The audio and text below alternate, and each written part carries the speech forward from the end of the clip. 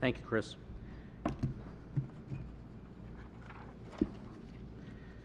So, Norm, that actually brings us to the first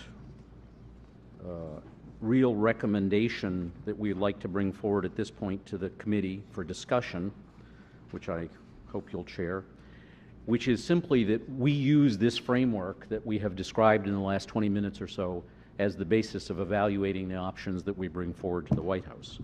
That we adopt this system, which has 7 areas of benefit, which Wanda enumerated, and which additionally has the programmatic issues of cost, reliability, programmatic risk, sustainability, and so forth, as she also identified.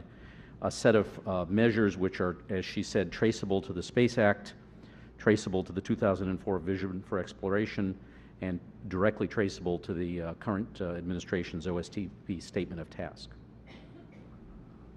Ed, thank you and your group. Since the members of your group, I gather, are in agreement on the proposal, it's kind of left to the rest of us to ask questions that we may want to raise. I've got several. I'll hold mine till last. Les, it looks like you've got something there. Yeah, Ed, and I think your subcommittee has done a fantastic job of laying out the potential measures of merit and the kind of factors that go into it. What I did not see, perhaps is implied in a couple of the figures of merit, are the kinds of measures that evaluate our space program options, scenarios, et cetera, against other societal or national needs. In some respects, I'm referring to the recent National Research Council study recommending aligning our space programs to help address other national needs, whether it's dealing with climate change, whether it's dealing with environmental, whether it's dealing with health issues, whether it's dealing with energy. It's an area that I think it's probably captured in some of the things that you mentioned, but it's not explicit to the point where, to me, it could easily get lost. And sort of the motivation behind my recommendation to you that we consider this is the issue of inspiration. I dare say, if I look around the room here, all of us here have drunk the Kool-Aid to some extent. And probably everybody that immediately says they're inspired by space either drank the Kool-Aid or they're inspired for a nanosecond at the site of a launch or something of that nature. What engages people 23 hours and 59 minutes, though, today are the things that are bigger than just what people normally think about space. Environment, healthcare, climate change, and those energy issues, economic development, et cetera. And I don't see that aspect of where our space programs, space scenarios fit in or could help address. I don't see that captured in the figures of merit that you laid out. Les, that's an excellent point, and I'll respond in several different ways.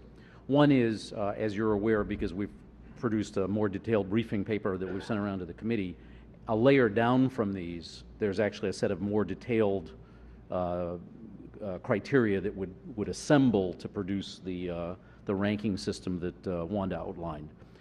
But it is true that some of the other societal benefits are a little more buried and a little less visible than they should be in the discussion that we had today. So, for example, in the technology item is not only technology for exploration, but technology to build a more robust technological infrastructure, directly applicable to society on Earth. Although when I look at the summary briefing chart, it didn't look that way. You're absolutely right. It's certainly true, Chris, in the science criteria. It would be the broad scientific issues. Maybe you want to comment on that. I mean, we did in that area, of course, we did explicitly include Earth science, which would directly address climate change issues. Right. But I think I'll take as a very strong, friendly amendment that maybe you and I should sit down this with Wanda, and we should actually go through the Academy report, of which you chaired, which has obviously only recently become available broadly in the public in the last few weeks. We should go through the Academy report and make sure that we synchronize, to the extent that the committee thinks is appropriate, the language and the scope of the measures so that it fits nicely within the framework of the National Academy recommendations. And my comment was not self-serving because I chaired that study, but so Yeah, don't let's say think you're familiar with it. that's not the rationale. It really is the number one thing I'm concerned about is public engagement, which is part of your measure of merit. And I dare say the semantics that we use, either in this room or around our community, things like earth science. If you go out on the streets of Washington, D.C., which is my original hometown, and if you talk to somebody about space and its application to earth science, they'll think it's well above their head and they won't care. If you talk about space and how it's going to address the things that worry people on a day-to-day basis, just describing what it is that we're talking about has a big difference to me in inspiring the next generation than if we use our normal language of describing things. So that's part of my motivation, is really trying to inspire far more people than those of us who have drunk the Kool-Aid. Let me add a comment as well, and in the spirit of full and open disclosure, I served on that panel for that study as well, so very familiar with it. I think your point's well taken that we ought to take the opportunity to highlight that as being one of the potential benefits. As we alluded to soft power and we alluded to global partnership, that there are opportunities here for us to really shine as really providing a tremendous service that helps people in their daily lives.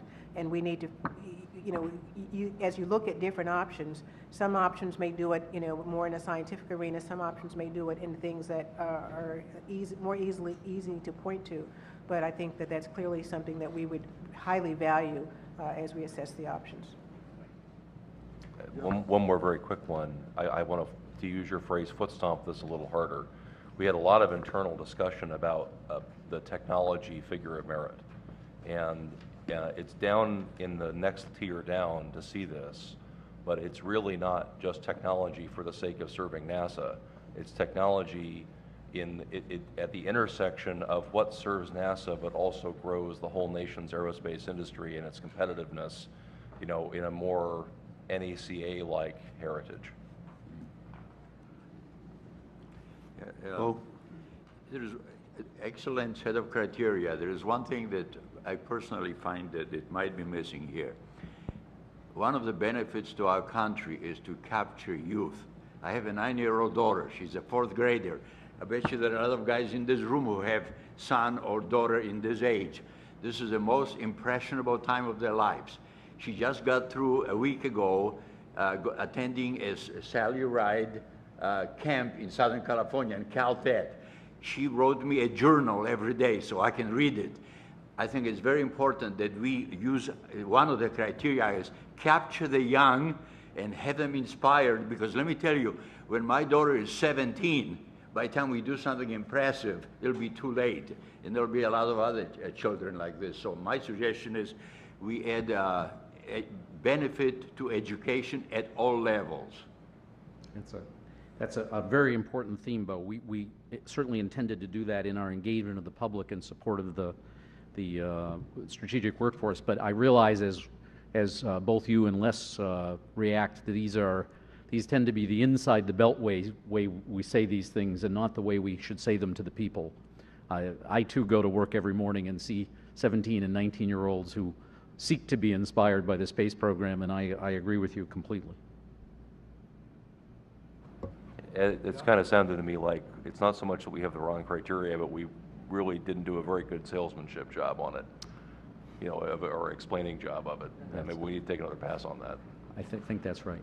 Now, Norm, there is implicit here the idea that it is not our job as a committee to weigh these various criteria.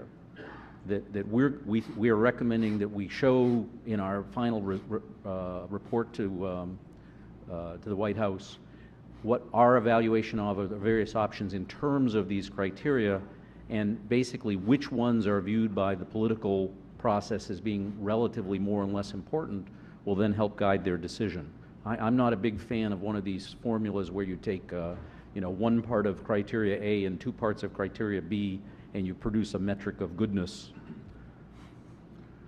Leroy, do you want to weigh in here before I do? No, go ahead, please. Okay. You've touched on several of the items. One thing I should comment on to those who are listening, this sounds like a very general philosophical discussion, but it's awfully important because these are the criteria which we're going to weigh the options that we come up with. So this is of profound importance. I had several comments that somewhat will just add emphasis to what we've already discussed here, Ed, and your team. One is the subject of ranking. I'm like you, I don't like assigning numbers and taking the square root of the cube or something like that, of adding them up. But we do have to give some indication somehow of relative importance, and I'm assuming that we're going to do that. And I also think that a number of the items that are covered, and we've all had the benefit of seeing more detail than is on your charts, some of the things I think are so important they deserve elevating to the higher level, even though they might be bundled under the other topics. And one is this whole subject of impact on youth, on education.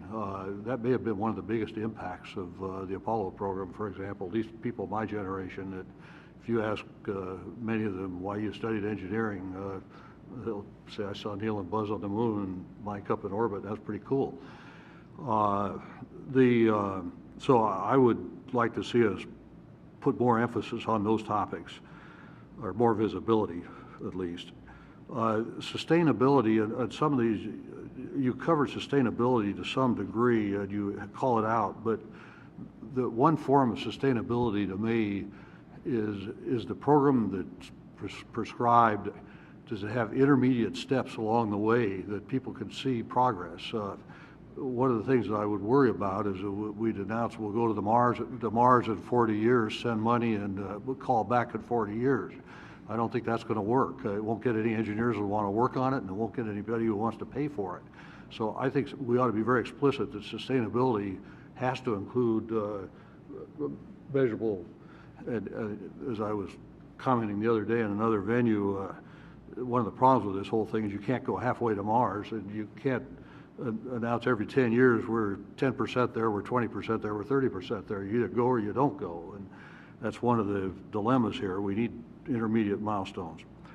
Then the last thing I think I'd want to see, you've obviously got it in here, but this comes back to this whole question of inspiration and national leadership. If America is to be viewed as a great nation, we have to lead in some areas. Areas in which we lead have been diminishing. Economics, science, we're clearly losing our lead. We have great universities. That may be one of our greatest assets. They're in trouble today financially. We have our democracy, we have our free enterprise system, and even the latter is being challenged now. Space is an area we have unquestioned leadership. Nobody can question that. You'll recall that we conducted, I say we, the nation conducted the Apollo program during the height of a major war. And we sometimes forget that. And we somehow found a way to pay for it, to stay focused on it. And we all who lived through those days remember what a wonderful impact that had on the nation when we were suffering in a lot of other areas. I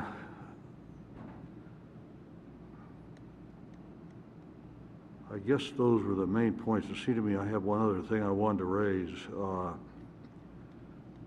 but I have lost it. So does anybody else want to weigh in at this point? I think with those comments, could you accept those comments, not mine, but everybody's, in the form of vernier corrections to the course? I think we'll take those as friendly amendments, and okay, terrific. We'll produce a draft which is. May I just please. And maybe you have said it, maybe I'm sort of not quite heard it properly. Is there a criterion that will measure or evaluate our scenarios by how well do they contribute to U.S. leadership in space? You can lead in a cooperative scenario. You can have partners, but provide leadership. And I think it's important the U.S. maintains that. We don't want to relinquish it. And I'm not sure that I've seen it. And maybe you have said it, Norm, but it wasn't obvious to me. But I think it should be one of our criteria is how well these scenarios maintain U.S. leadership in space. Well, I think I'll defer to Les's, not in real time. I mean, this is, we understand and we discussed yesterday in Huntsville, is a little bit of a two-edged sword. We seek to have leadership in space, but we seek to engage our international colleagues. And finding a way to express that in such a way that it both makes sense and satisfies the national interest and is an implementable strategy. I don't know, Les, do you want to? Well, just as in the recent National Research Council study, preeminence for the United States in space was a major tenet of that particular study. But we were very, very careful to define what preeminence means and what leadership means, and specifically to define that it does not mean dominance. Because you can have preeminence, you can lead, you can be a great leader, if you will, but probably more so when you don't try to dominate other participants in the situation. I hate to use this old military term of lead, follow, or get out of the way, but that's the definition of a good leader, somebody who can recognize how to do those things and still stay out in front in terms of the respect he, she, or a nation or an organization has with other bodies they have to interface with. I just want to say, you can have a team, it can be a great team. It can be a team where every member is essential, but that team's still got a leader. Okay. Yeah, if I could, Ed, I thought of the other item that I wanted to mention, and I interpreted, Les, your earlier comments a little bit differently than I think that Ed did, and I suspect Ed was right, but when you were talking, you kind of, or Ed, you picked up on the notion of how does the space program impact those everyday problems that we all worry about, the economy, the environment, and so forth. One of the things we need a caveat in here, we either need another line to make it very clear that we're not Rip Van Winkle, or else we need to state in words that there are many other challenges that this nation faces that we didn't address when we put our ratings in here. And obviously that's beyond our pay grade to do that, but I think we need to make clear that we do understand that there are demands on the nation beyond those in the space program. Otherwise, I think people dismiss us as being myopic. Anyway, Ed, with all those friendly comments, if you can live with that, does anybody have a problem? That's well within scope. Okay, we're on our way then. Okay. So we'll do a rev on that and circulate it for the committee's information. Okay. So now that we've established why we explore, it's useful to talk for a few minutes about where we might explore. There is a common perception that the only option presented to President Kennedy in 1961 was to go to the moon. In fact, NASA did quickly, in what might even be called a 90-day study, a study of three options, which were to build a space station, to go to the moon, or to go to Mars. The final recommendation of the President obviously was to go to the moon, under the theory that the Soviet Union could too easily beat us to a space station, and that Mars exploration at that time was likely not to be achievable. But in fact, we have a neighborhood.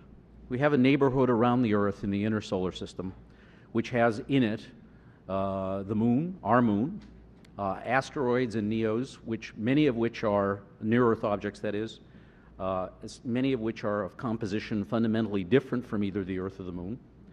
We have Mars, the planet arguably most like the Earth in its composition and evolutionary history, and its moons, which are also of different composition than Mars. And we have Venus, our inner neighbor. And in addition, we have special points. The experts call them Lagrange points. I just like to think of them as locations at the edge of the influence of the Earth as a body. When you pass by the Lagrange points, you've passed out into real space. You're past most of the influence of the Earth. And all of these represent possible places, destinations of exploration. For the rocket scientists in the room, you'll recognize this. For the rest of you, let me try and explain. This is a way to think about how hard it is to get to these places. Along the scale on the bottom is basically how much difficulty or how much energy it takes to get to these places. From the special points, the Lagrange points between the Earth and the Moon and lunar orbit on the left-hand side, all the way up to the surface of Mars on the right-hand side. And along with this scale is a scale of increasing mass that it would take to get there. That goes up the left-hand side of the chart. And increasing mission duration goes up the right-hand of the side of the chart. This is a notional chart. These aren't exact numbers.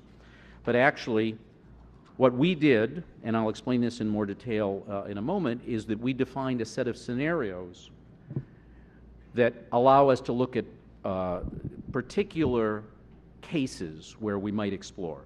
They're listed here, and I'll come back to them in significantly more detail in a few minutes.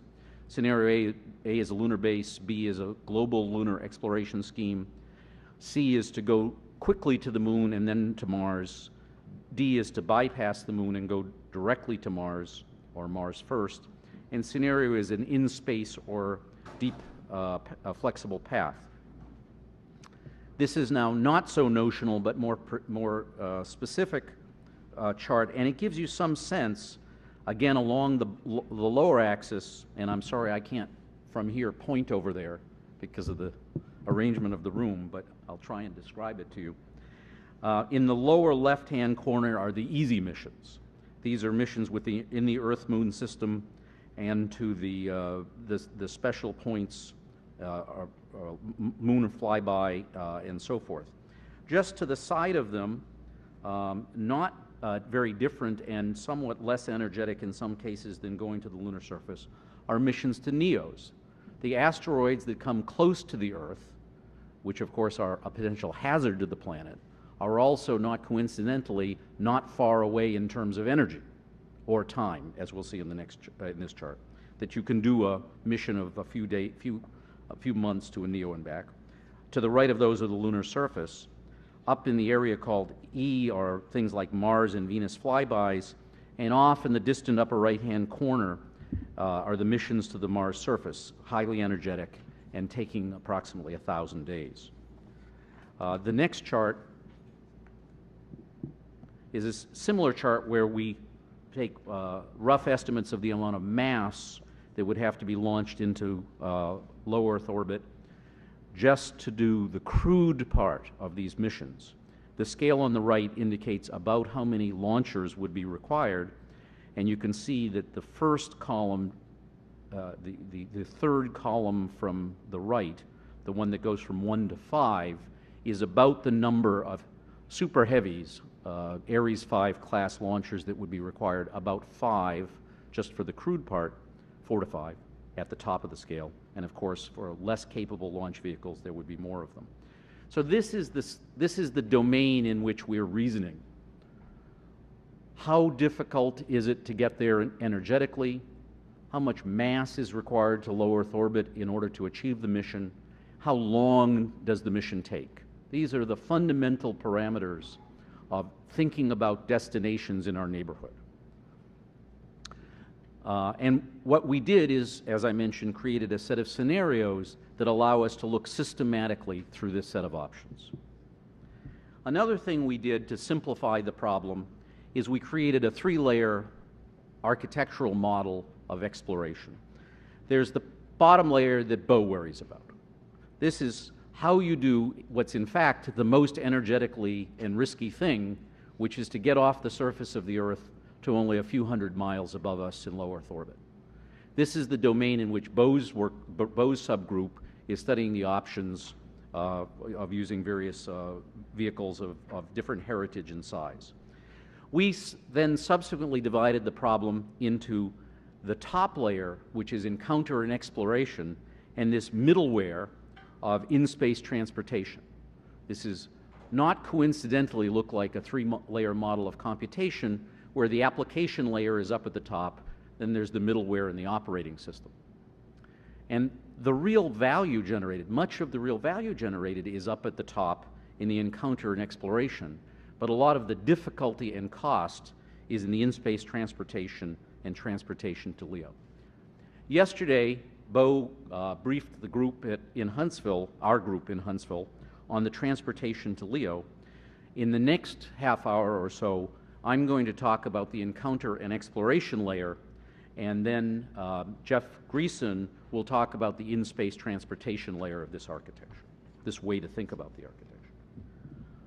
One more chart just to explain, and I got to admit, this is the one where I really sound like a professor, if I haven't already. Oh, this one, yeah. This is our way to reason through the space. We have set out some goals and we framed some questions. The questions allowed us to identify scenarios which encompass the broad options. We commissioned a set of very dedicated and extremely hard-working internal NASA teams with a few independent thinkers on the outside to do trade studies on these scenarios, and these lead us to the options norm that we'll propose to the committee today. The options really trigger capabilities. What does it take to do these things?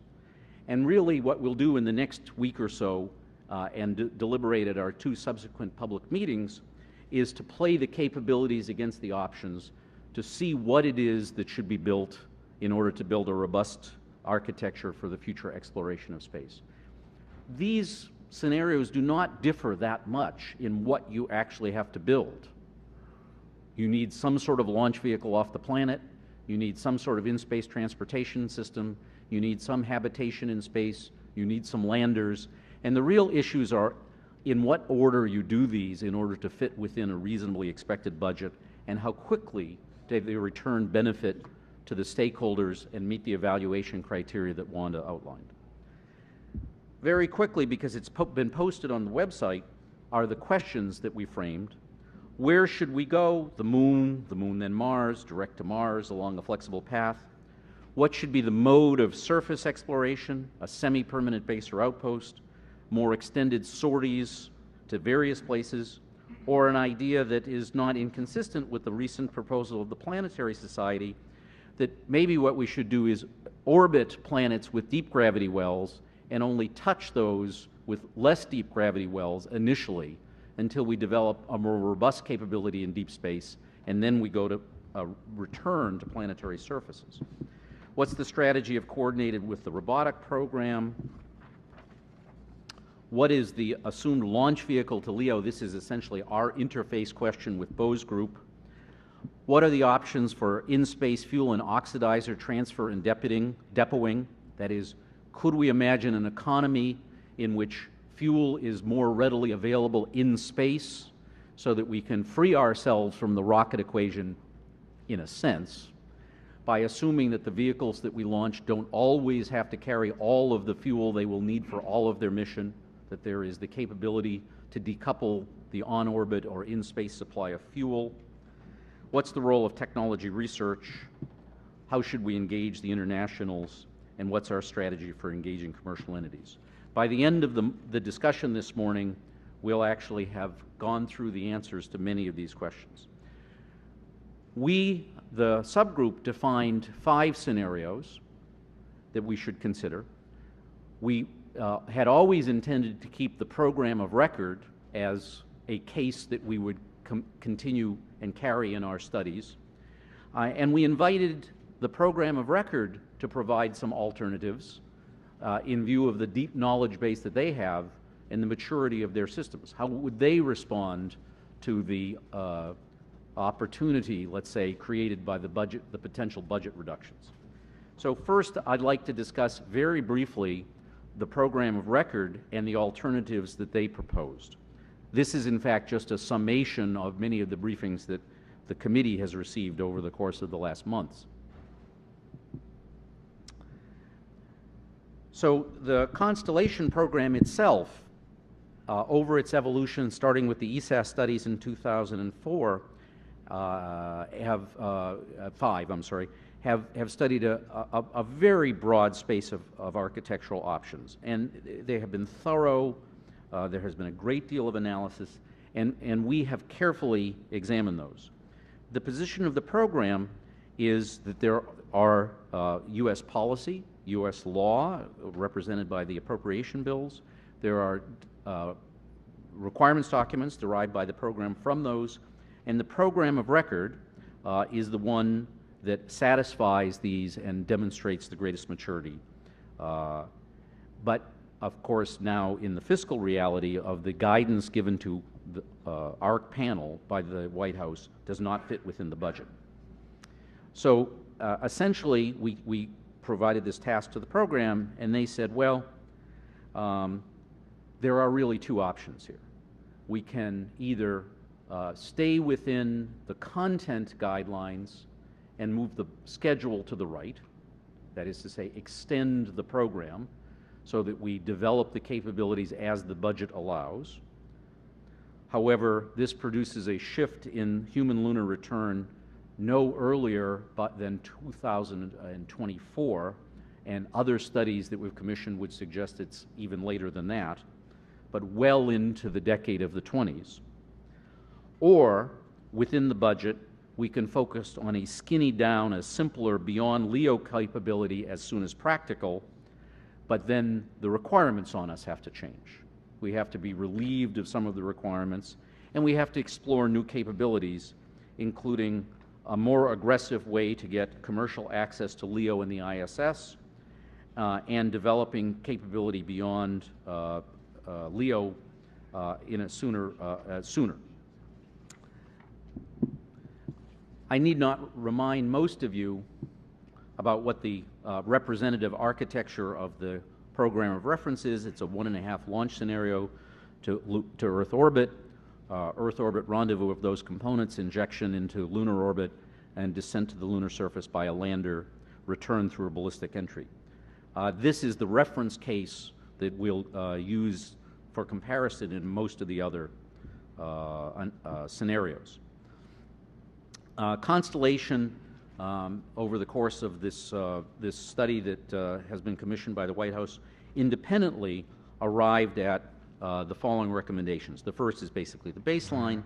The second is to push very hard on minimizing the gap, trying to hold it to about 2015, stay within the budget, and slip human lunar return out well into the middle of the decade of the 20s. The other option they propose is what they call the content-adjusted option, which is basically to bypass U.S. government access to the International Space Station, relying on the delivery of that service by commercial or international suppliers, and focus immediately on the development of the heavy lift vehicles to simplify somewhat the design of the Ares 5, and basically to go to a dual launch strategy for LEO mission, for lunar missions. They also proposed, interestingly, a higher confidence baseline, which would include some interim beyond LEO missions, early lunar technology, and robust ISS access by the government. So we will carry forward, Norm, in our evaluation in the next few weeks, these options which have been proposed by the program of record as it stands, and the variants that they have proposed. That is, we recommend that we do this. I think I'll just touch lightly on the next chart. What it basically summarizes is the key dates and the costs. That in the baseline program, there's about $100 billion of expense in the decade of the teens, which will produce human lunar return as forecast by the program. If we cut the budget down to the 70-ish level, $70-ish billion, what this indicates is that the human lunar return goes out to the mid-20s at a minimum and goes up in price. Norm should come to no surprise of no program manager. When things take longer, they cost more. And one of the messages that we have to convey, I think, in our report is cutting the budget year by year does not save money. It, in fact, increases the cost of the program. The other alternatives, as I've laid out, move in milestones beyond LEO and move out human lunar return at roughly comparable budgetary levels. So this is what the program of record looks like on this chart that I'll show for each of the options that we covered. That first, there's an Ares 1X test flight, and we did these on years beginning in year 1, but for the program of record, there's actual years below it that goes with it.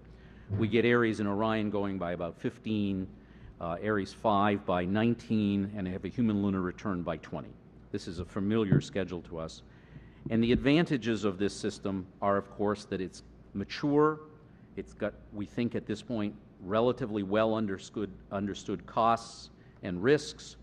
It efficiently uses the existing assets to perform the mission, in the sense that it builds on much of the infrastructure here and the assets that are remnants of the Apollo and shuttle programs. And it provides a very robust capability. As the former administrator often pointed out, the thing that you needed most in order to enable exploration robustly was a heavy lifter, and we were going to build one. We are going to build one. Just one chart on the cost structure of the program of record. If you run the Beyond LEO group, this isn't really good news. That if you start from 12 o'clock and go around the clock, you see that about the first third of the budget is engaged in building the launch vehicles, and about the next third of the budget is engaged in building Orion, mission ops, ground ops, and EVA, all necessary things really just to get to low Earth orbit. And the slice, subtracting off the reserves, the slice that's actually available in the next decade to go beyond low Earth orbit is only about 15% of the budget. So if there's about a 30% budget reduction, this would imply that there is essentially, under the program of record, little or no Beyond LEO program in the next decade. That's the budgetary reality.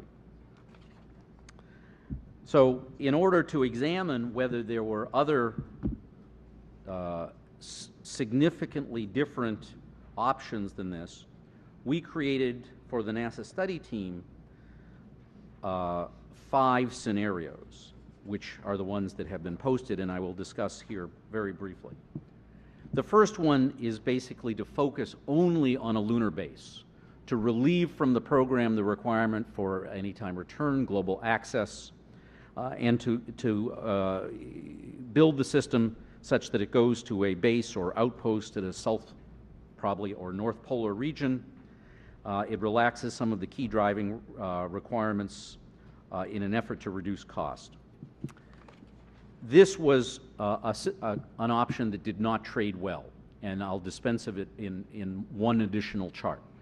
In essence, taking the few hundred meters per second of delta V out of the landing system and rippling it back through the launch system causes you not very much change in the program cost, and at the loss of benefit of being able to access most of the lunar surface. So the additional capability required to build a little bit more robust system than could just go to a polar region does not provide any significant cost savings, and therefore, Norm, the committee has decided to drop this one from the option space going forward. Scenario B, we call Lunar Global. This is a different view of going to the same destination.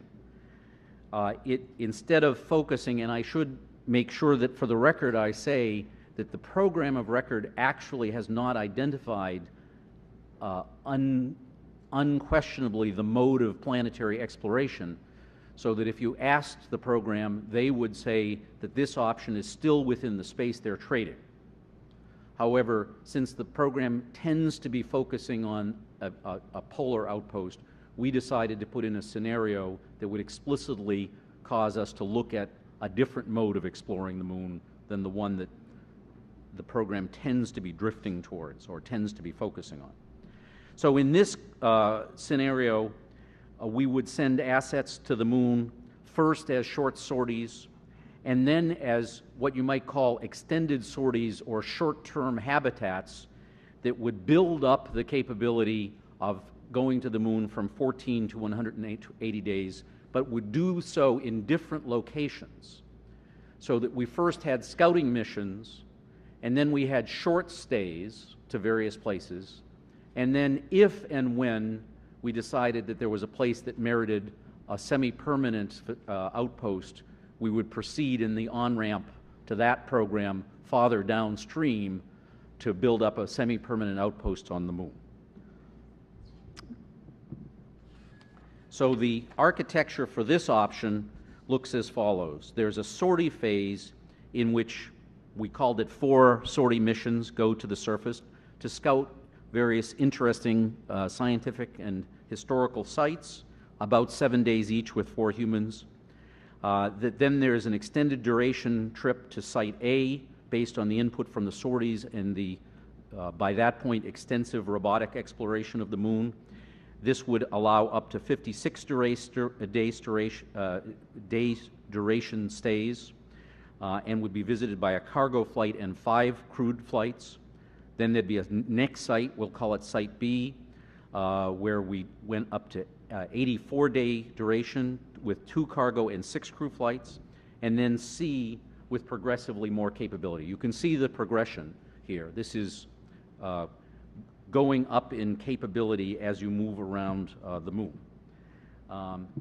There were trades in this study that focused primarily on launch capability and how much infrastructure that was required on the lunar surface, and I'll show you sort of a typical schedule chart for this now starting in an arbitrarily year 1, which is the year of the test flight to the moon of the robotically controlled lander. Then there would be sortie flights to several sites. There would be the first extended duration, which would take a habitat down on top of a lander. Then a second site, which would take a habitat and would have some unpressurized rover, habitat and pressurized rovers, and then several habitats and several pressurized rovers. An advantage of this scenario is that this more closely replicates, as we'll see in a few minutes, this concept for operations that would be used on Mars, that we would go to several sites with largely self-contained missions, as opposed to, at least in the current reference architecture for Mars, building up an outpost on Mars. So that's the principal distinction there is how we explore the planetary surface of Mars, of the moon, but we still go to the planetary surface of the moon. The one that follows B is C, but I'm going to skip C for a minute and go to D. D is what we called Mars First. This is the all-out, let's pull out all the stops and go to Mars without any touching of the moon at all, not even as a test bed. So this is an incarnation of the concept that that Mars is the primary objective, and therefore that is where we should explore. We send progressive human missions to Mars of extended exploration time, and this scenario was based extensively on the recently published Design Reference Architecture 5.0 for Mars. The representative architecture is that we essentially assemble 3 very large spacecraft in low Earth orbit that we, taking many flights, between 8 and 12 would be the range. That 2 of these are robotically sent on missions to Mars. 1 deploys the habitat to the surface, and 1 stays in Martian orbit awaiting the crew to come. And Jeff, for your reference, that little dot on the far left-hand end of the second large spacecraft is Orion, which is what causes Brett to say the small spacecraft, which he did yesterday. That when the humans arrive, they move over to the landing hab, it goes down, they spend an extended period, around 500 days on the surface, they move to the ascent stage and into the Earth return vehicle and come home. The trades that were done in this off of the reference, Design Reference 5 architecture include an examination of the crew size, an examination of the surface payload, and an examination of the propulsion system. And we challenged the Mars gang to think about what exploring Mars would look like if you only had if you had a smaller crew and a smaller set of payloads, to see if this gave us any latitude in the cost trade space. And they did a superb job in the time that was available to them to bookend the system, there was a 6-crew, 40 useful metric ton payload landed to the Mars surface, and at the other end, a 4-crew, 20 metric ton to the lunar surface. The great challenge here, of course, is the technology to land even a 20 metric ton payload through the Martian atmosphere and then propulsively break it through the last kilometer or so of delta V to land. The milestones here are some early demonstration of in-space living, habitation, perhaps on the ISS, maybe a test mission to a NEO, and then directly to robotic landings, and then out to cargo to Mars, and the first human on Mars in the year 14. This is the reference year 14, but when played into the budget, it would be unlikely that this would occur, Norm, before well into or at the end of the next decade, that is to say, the decade of the 20s.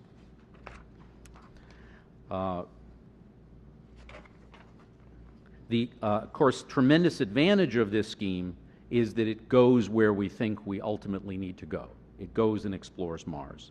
It searches for ancient life, and it makes progress towards the understanding of whether or not Martian life forms have persisted and continue to persist.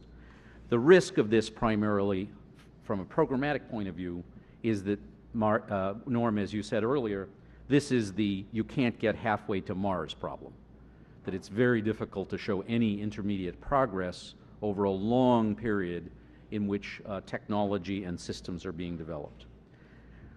We actually asked in scenario C, what would it look like if you actually designed to go to Mars, but did a touch and go on the moon? You actually used the moon explicitly as a test and proving ground for a mission to Mars. And we came back with some very interesting answers to this. The primary objective, of course, is still Mars exploration, but now you see photoshopped into the picture atop on the right, the Mars lander, the Mars habitat lander, landed on the surface of the moon. I think this is a particularly interesting picture, and I think one of the most powerful ones that I saw in the last few weeks, in addition to a lot of data and a lot of very good work. The idea that the lander for the moon would actually look and feel like the lander for Mars. That not only would it be developing some technologies, but it would actually be sort of working through the concept of design and the concept of operation of the eventual Mars mission. That we would in essence design the lunar systems more proactively to reduce the risk of going to Mars is an important idea that came out of this particular scenario.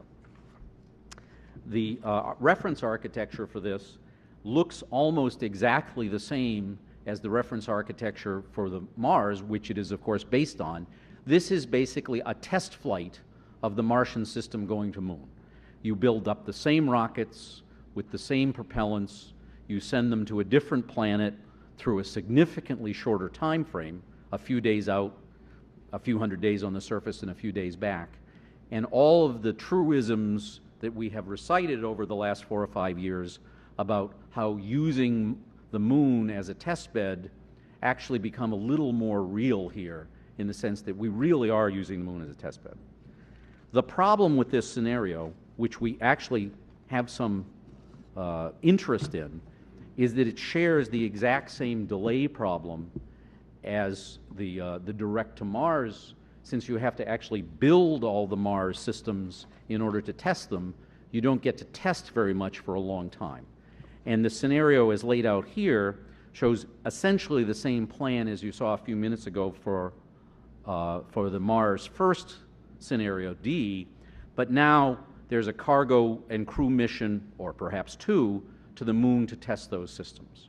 So unfortunately, it actually moves the Mars expeditions out even a little bit more to the right, because of course there's the time and effort and money spent to do the test flights, which may be entirely a valid idea, but even further complicate the issues of sustainability. But Norm, we have enough interest in this scenario that we recommend that in the coming few weeks We leave it in the space that we're continuing to consider. The last of the scenarios we created, we call flexible path, or might more appropriately be called the deep space option or the in-space option. This is the idea that it is true that we need to gain experience exploring planetary surfaces. But in fact, we've done some of that. There have been 6 missions to the moon, 6 piloted missions to the moon, and we have a robust robotic program that explores planetary surfaces. What we actually have almost no experience at all with is operation in deep space, particularly where it couples to the radiation issues that Chris mentioned, the idea of progressively sending humans on longer and longer missions so that we would be ready to accept the risk of a 180-day transfer to Mars and return. So the flexible path essentially goes across stepping stones that are easily obtainable in progressively more challenging delta V and duration missions, but avoids going down into the deep gravity wells at the moon and Mars initially.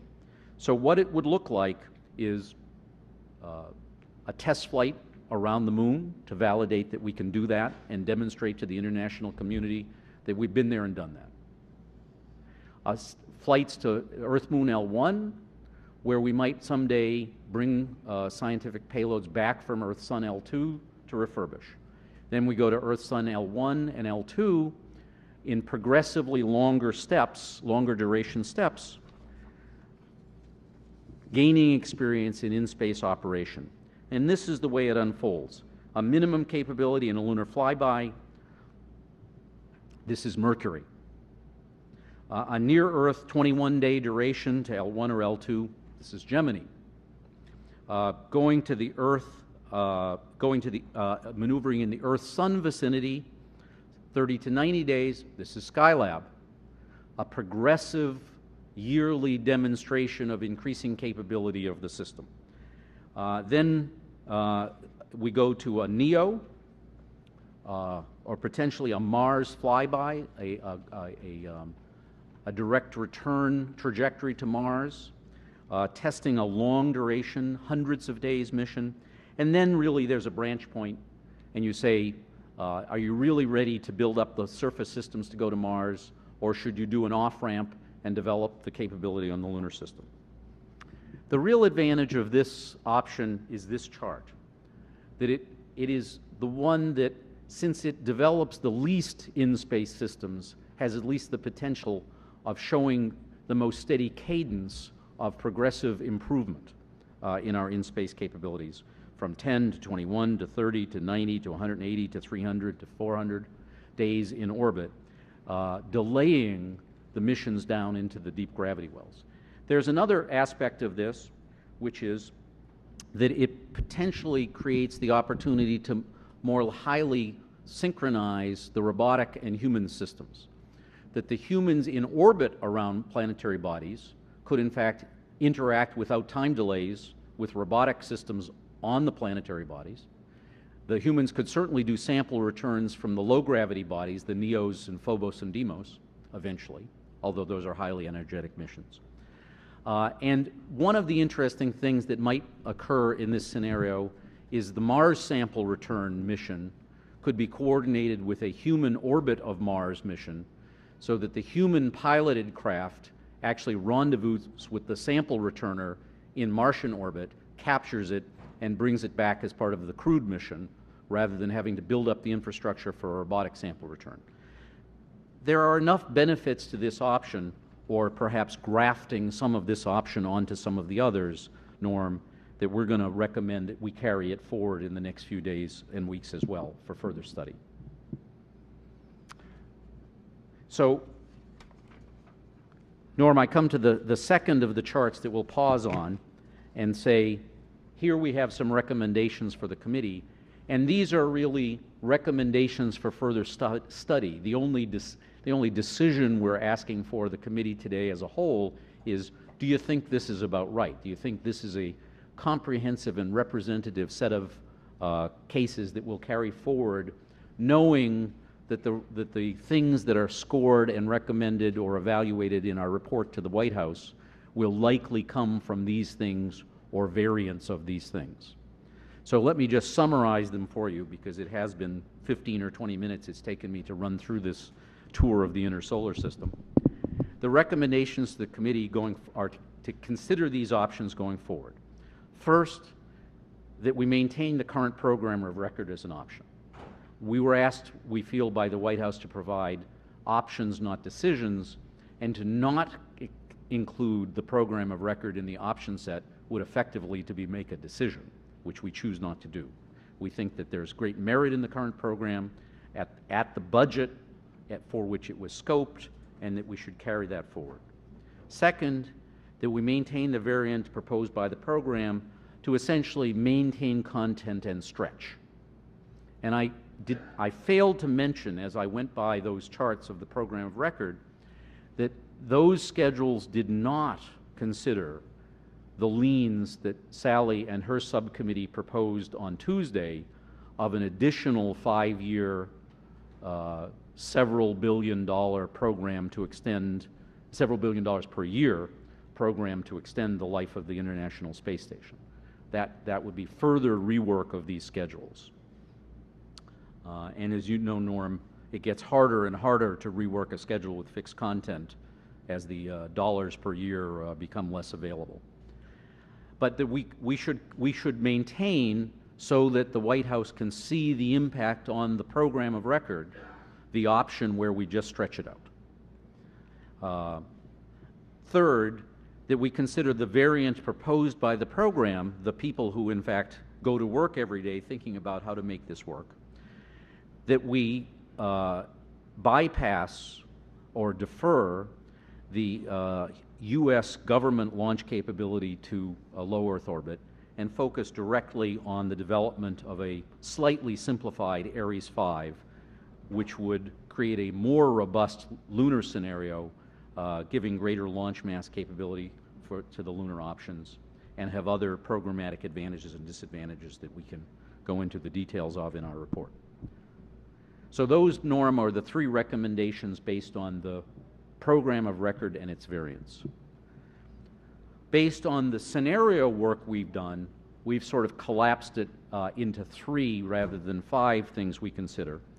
One, which is essentially what I just explained as lunar global, an approach to exploration of the moon by visiting many sites, first in sorties and then in longer stays, and still with the long-term option of developing a base or outpost, and in an approach which more directly focuses on Mars preparation, at least at the technology and system level and ConOps level. The next option is the one that I called in space, an in-space path with visits to lunar orbit, these special points on the boundary of Earth's influence, the Lagrange points, the near-Earth or Earth-crossing objects, and then eventually Mars orbit, but maintaining an option of a sortie to the lunar surface or visits to the Mars orbit and the moons of Mars later downstream. And finally, the Mars first option, but an exploration program that goes directly to Mars, but we think there's sufficient merit in the test flight to the moon that in a Mars scenario we would include that. So Norm, those are the recommendations of the subcommittee of the options that we continue to study and evaluate based on the metrics that we discussed earlier in preparation for thinking how to go forward with the handful or small handful you've described as the goals, as the output of the committee. Ed, thank you and your group for that report and for the additional material that you've provided us here to study in preparation for our meeting next week. You've obviously put in a great deal of effort. I find I have 8 questions here, and I'm sure everybody does, judging by appearance Well- at the table. The good news is I hope the members of your committee are still supportive. Why don't we just start around the table? I'll go last. We'll start out with the general. Ed, I thank you and your team. I think that was very, very illuminating and very, very comprehensive. And to be honest with you, I stayed with you all until the last chart. So, the flexible option, which I thought personally had a lot of merit, seemed to be very, very logical and a very, very appropriate technical approach. But then when you got to the last chart, you described lunar, global, in space, and Mars first, all three of which have Moon and Mars in them. And so I'm not sure whether the flexible option applies to all three of these or somewhere in the translation between the, let's see, 81 other charts and then the and the last one, I got Well, lost. General, you've once again commented that I didn't go to general school, so let me see if I can it's a great question. Let me see if I can clarify. Lunar global is go to the moon. Okay. But go to the moon through a slightly different way than the program of record is now focusing on, and with an attempt to develop the technology as much as is possible to go to Mars. But realistically, Mars is delayed a long time in the future. Mars first, the last one, is basically go to Mars. But in the process of going to Mars, it may make sense to do a touch and go on the moon, a test flight to the moon, with exactly the hardware, or very close to exactly the hardware that would be required to go to Mars. So that's really go to Mars. The one in between, which we called in space or flexible, is really don't go to any planetary surface initially. It's to sort of learn how to navigate for 30, 60, 90, 180, 360 days in space and use robotic assets to explore the planetary surfaces in the deep wells and orbit, which is essentially rendezvous with near-Earth objects and eventually Phobos and Deimos, the moons of Mars. Okay, but to thank defer for a long time the technology and the expense of building the planetary surface transportation and infrastructure. Okay. Well, Now, thanks you know, for clarifying that. So fifth- even though Moon and Mars are in all three options for one degree or another, the real one, that's the flexible one, is the center one, the in space. Okay. Having clarified that, I now wish to slightly muddy it. These options were deliberately made as different as possible so that you could explore the corners of the trade space. But then when you take the next step and think about how you'd actually implement them, there's options to add flexibility back into all of them. So for example, you could do the in-space based architecture in a way that it wouldn't require a lot of changes, just some additions to put a lunar sortie in. You could do the one in a way that you could add the capabilities back to the other. These aren't necessarily irrevocable, mutually exclusive decisions, but you do have to decide which things you do first. Leroy. Thank you. And thanks, Ed, and your team for making this obviously very difficult, challenging assignment of narrowing things down for us. Like Les, I was with you till the end there, and I wanted to clarify something because it may change what I have to say. The option Mars first, what you've written is a Mars exploration program with test flights to the moon of the Mars system. But what you just said, I think, was test flight to Earth's moon. So is it? Yes, that's right. You got it right. It's, So it's a test flight to Earth's moon. Okay, not of the Phobos Mars, not Phobos. Or Okay, Deimos. gotcha. That's right.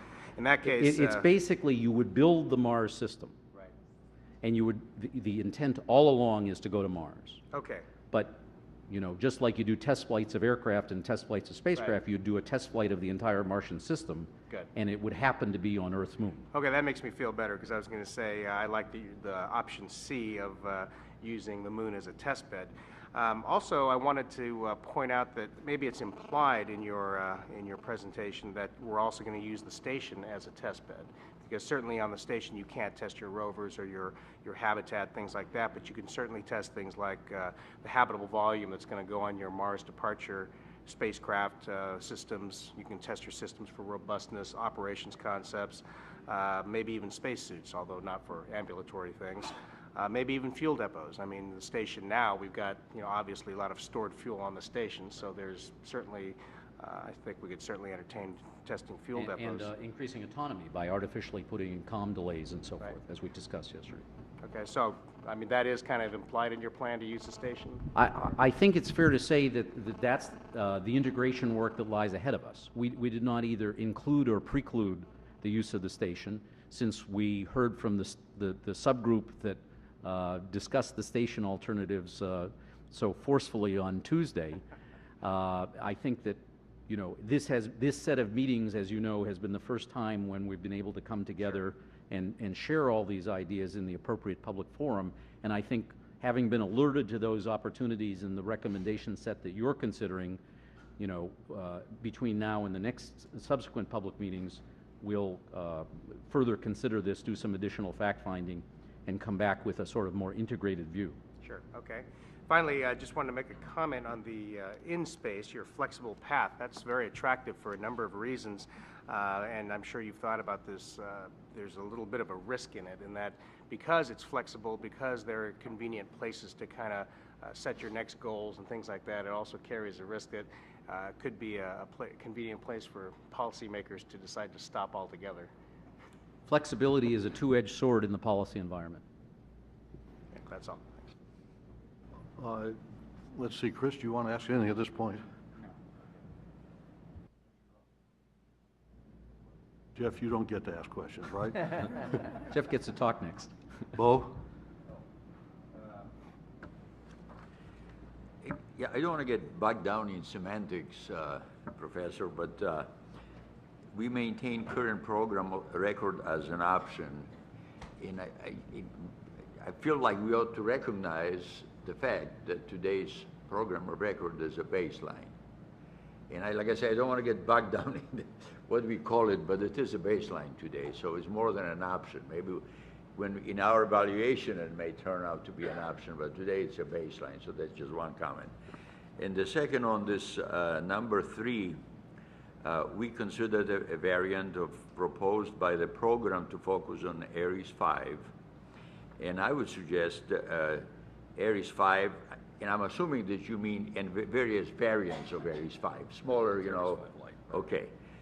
And but at this stage, I think it's too early to brush out. I would expect you to be energized by the fact that you don't see all these other heavy lifters. Stay tuned. Okay, I'm staying tuned. No, remember, So okay, go ahead. Remember, Bo, that we gave the opportunity to the program to propose alternatives that they would propose, and what they proposed, not surprisingly, was to do variants. Yeah.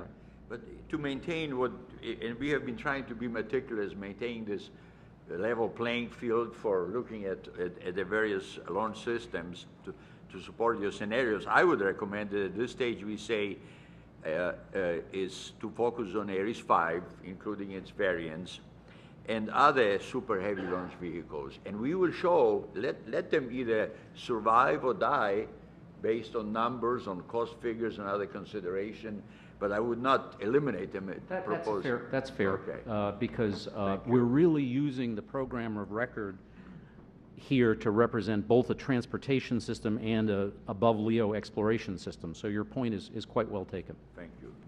That's all. Anybody else before I start out here? I do have 8 questions. I'll try to ask them quickly, and unfortunately a couple of them have subsets. Maybe you can give concise answers and then do more work later if we need to. The first one is that Chris makes an important point that we don't want just to pass by, and that is this matter of galactic counter cosmic rays as a showstopper as we know it today. And the question is, we need to propose something to resolve that, to remove it as an obstacle. And Ed, what's the group proposed to us on that? Stay tuned. I'm sorry? Stay tuned. You're going to discuss that in the... You're going to address it? It's coming Oh, I will look forward to that. That's an easy Let me add a subset to that one, and that is that we all know the impact of zero gravity on both bone structure and muscles, human muscles and bones, over an extended period of time. Question is, when you have really extended periods of time, such as we're talking about here, and you land on something with a sixth of a G or a third of a G or something like that, is that enough to give full recovery so you can stay around for another year or so and still function effectively? I don't know, you may want to add that to your list for later. Or, yes? Yeah, I think I could add a few words about that later. Okay. The next one has to do with an administrative question, really, Ed, for you, and that is that we've got quite a few options here. We need to get more cost and schedule data than we now have, although you've got a great start. Are we still in a position that if we keep this many options floating here? Well, Norm, you put your finger on the principal puzzle we have ahead of us. You know, in essence, if you're keeping score, Sally proposed three options about one problem and 3 options about a second problem on Tuesday. Bo, in various ways, proposed, let's call it a handful of options of combinations of launch vehicles that make sense. And we've just proposed 6, although we could probably winnow it down a little bit to calling one of the baseline and 3 or 4 of the others. And we have to do some clear thinking, we as a committee, in view of the fact that this is the first time that we've had an opportunity in a public forum to present this and to reach decisions about how we narrow this space or prepare at our next public meeting to narrow this space so that there's a small enough number that both can be costed and so the policy officials can reason through. And I just say that's task ahead. My hope is that between now and when we meet next Wednesday in Washington, some of the chunks can be assessed. To some degree, these things are additive and could be moved around. I understand their limitations, but so that and then next week we'll have to make a final decision very promptly. Third issue is we have talked among during these various meetings about crew size, but mainly as it impacts mass. It must also impact psychology to a great deal on these long missions. And I don't know anything about that. And have you done anything on that, or is there any data available? I'm sure there is. Well, or what should we do? What we have done is tried to look at the sensitivity of the system design to the crew size decision.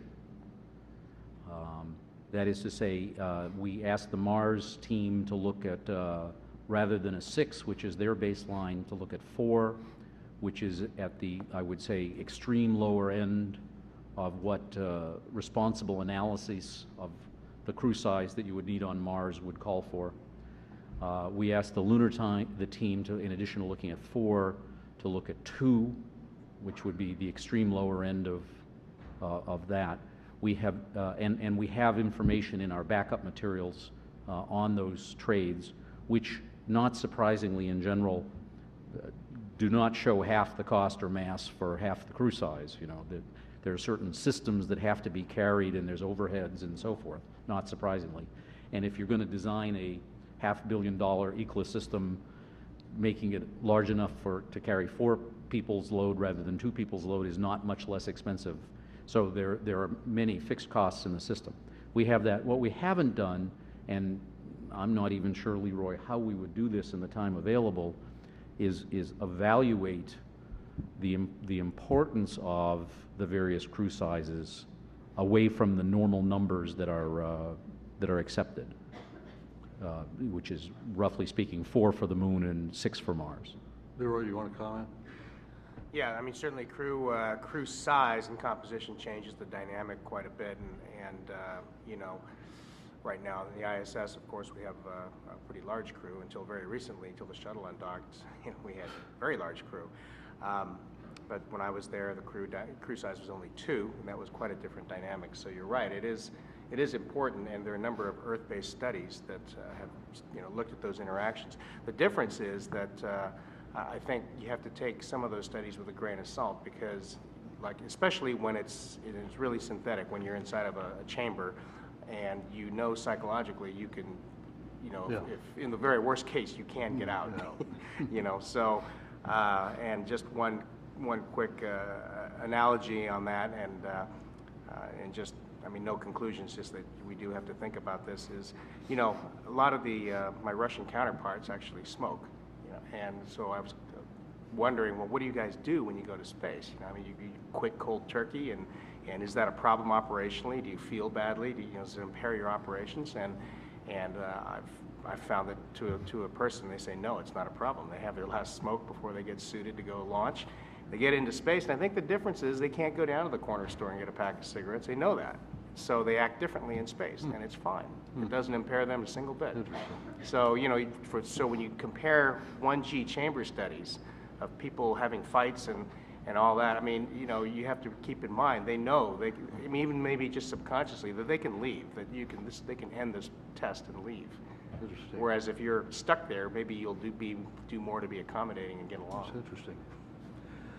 Well, Can I add something to that very Sure, briefly? Jeff. This is not a subgroup finding, right? We're discussing, so I can have a personal opinion. Absolutely, you can have a Okay, personal opinion, it's- always. It's absolutely a mistake to minimize the psychological issues.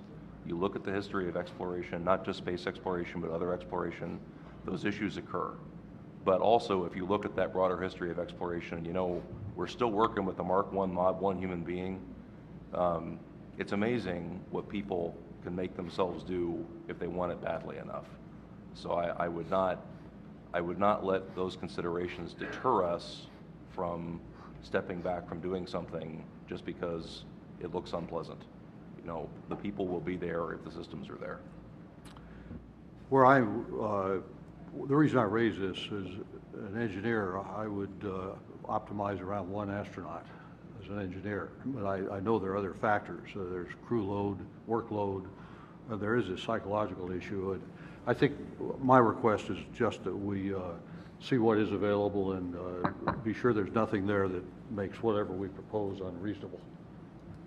I think as an engineer, we'd actually optimize around additional marginal benefit and additional marginal costs. And that may not be one. I stand corrected by the professor. The next item on my list concerns fuel transfer. And could you talk a little bit about that from two aspects?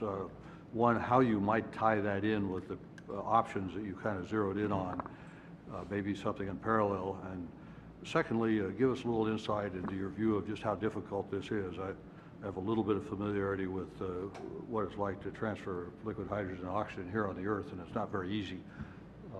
So just a Jeff brief is going to insight. Jeff will cover that comprehensively sorry, in the next. ahead of you. That's all right. Next item, sixth item, option C provides for no science on the moon, but I gather you could always go back and do science on the moon if you wanted to. That's correct. That is essentially correct, although you would be on the moon for 180 or 200 days to simulate something like the stay on Mars. It's really a test flight. I mean, as with many human exploration systems, there's always a science of availability, but that would not be the primary objective. You're right. Okay. And that will cause it to, in our evaluation system, take hits for that. Right, okay. The next to last one has to do with transportation in space. And are you going to say something about some of the more exotic forms of propulsion in terms of their readiness, their promise? You're going to do that? I should probably wait and hear the rest of this. I'm keeping book on you, incidentally, Jeff, so you got to cover these. Okay. The last one really, I think, Les, was you that raised, and that is, I too was impressed with the flexible option and want to be careful we don't bury it in here. Yep, that's right. That's all I had. Does anybody else have any questions? Les? Sort of related to that flexible option, you touched on the point of robotics, or in couple with robotics, and I think a statement you used earlier was robotics. We have a robust robotics program. I'm not sure if I agree with that descriptor, robust. I wonder if your group expanded or looked a little bit more detail as to the realm of things that could or should be done robotically, perhaps as part of the in-space option, or even this is heresy to say this, but even instead of a human space flight program at all, just focus on robotics? Playing devil's advocate here. No. No, that question once came up, and we looked at our charter, and we deemed that to be outside of our charter. No, I think it's completely in charter to consider the coordination and synergy between a human and robotic program. But I would agree with Jeff. I mean, we did read the charter, and it said, what is the plan for human spaceflight? And therefore, we did not consider the null option of there is no human spaceflight. I think in the weeks ahead, particularly relying on Chris, on our team, I think that fleshing out and developing the synergy with the robotic program for the options that we're evolving will be an important component. And I think there's now sort of widespread feeling that these are not in competition, and we should look to allow them to cooperate and help each other. Well, with There are no, excuse me, I was going to wrap this up, okay? If there are no further questions or comments, let me, May I have one? there are, sure, real quick? absolutely, Bo. Okay. You know, there are many differences between a great picture that gets you excited and reality. Many facets that go into that difference. One of them is cost. And I'm listening to this and I'm seeing those pictures and I get all excited for me, for my daughter, for everybody else's daughters and sons, you know. And then I'm sitting there thinking, God, what is that going to cost? And I'm seriously, when I look at some of those pictures, I'm thinking $500 billion. I don't know if I might be off by a factor of 2, but you know, it's fairly easy for us to figure what it takes to extend stations. It takes easy enough, I think, to figure what Ares 5 will cost, you know.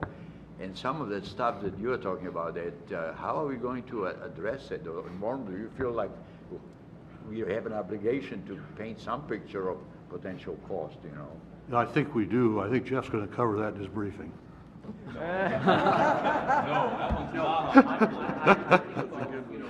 We were asked to create options for the future, but we have to be responsible. I mean, the things we keep in the set going forward have to be within a credible stretch of the budget at the upper end.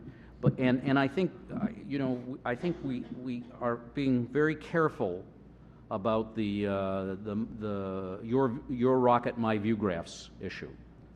You know, we recognize that things that are mature have all the known flaws, and things that are view graphs do not yet have the known flaws. And I think your point is well taken, and you have to keep reminding us of it to keep us on that perspective. Well, let me try to kind of wrap up this part of your briefing. For the benefit of those in the audience who probably haven't read our charter as many times as we have, we were asked to provide options that could comport with the current president's budget, period. And in subsequent negotiations, we had indicated that we would not be responsible if that's all we did. And so we have an agreement that we will provide 2 options that do comport with the current president's budget, and other options that we think are credible. And certainly one of the 2 options that comports with the current president's budget will have to be some version of the existing program. And the existing program obviously always wins ties in the sense that if you don't have a compelling reason to change, for goodness sakes, don't change. That's one of the problems we've got in this program, that everyone who reviews it wants to change it. That's not going, we'll never get there. So we need compelling reasons if we offer proposed change. We need to think about this more. You may be wondering why some of us aren't sure what's in the next briefing, and some of this, we're required by law to not talk to each other until we get in a meeting like this for reasons that I won't try to explain because I don't fully understand, but that's the explanation. So what I would propose, Ed, was I think exactly what you said, and that is that we all go study this. that we do a little homework, all of us collectively or separately, in preparation for our next meeting on Wednesday of next week in Washington. And at that time, perhaps you could propose us, based on the comments you received, sort of the blue plate special, and at that time we'll ask the group to approve or disapprove or modify as it sees appropriate. And in the meantime, we'd ask that NASA and that the Aerospace Corporation continue the intense pace that they've maintained to at least do those chunks that are sort of standard in terms of costing, schedule, risk, and the things that we do conventionally. Is that acceptable, first of all, on behalf of your team? Ed, can you live with that? Yes, I think that's a Okay, good and the way rest of forward. us, does anybody have a problem with that approach? Okay, hearing none, we'll do that, and you can proceed with the next part of your briefing. As Jeff comes up, before I move off the scenarios, I want to recognize the enormous effort and contribution made by the folks at NASA who put those together from scratch in many cases over the course of the last month or so. When I say from scratch, I mean based on many years of studies of many of these issues that had been done and some new work. It was a tremendous effort by those individuals, and I want to recognize them all and thank them in this forum. Thank you very much, Ed.